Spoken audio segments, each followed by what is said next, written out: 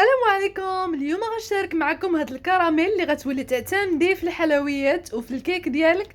كيجي رائع وتولي مدمنه عليه. اول حاجه خديت هنايا كاس مع مرش هكا ديال السكر سنيده، خليته في المقلاة كيدوب. ضروري انكم تحركوها في البدايه هكا، ما تستخدموا حتى شي ملعقه حتى يدوب عندكم ويولي عندكم على هذا الشكل بني. من بعد ضيفوا عليه ملعقه صغيره ديال الزبده. ملي تذوب ليكم ردوها نار مهيله وضيفوا هذا الفلون ديال الياغورت ديال الفلون، راه كيبننها وكيخليها رائعه وحتى المذاق كتذوب في الفم. من بعد ما تضيفي عليه هذاك الفلون ديالك خليها واحد دقيقه ومن بعد جربيها تيستاتها تولي عندك على هذا الشكل، وخويها في شي اناء ودخليها الثلاجه تتبرد ليك وتولي عندك على هذا الشكل.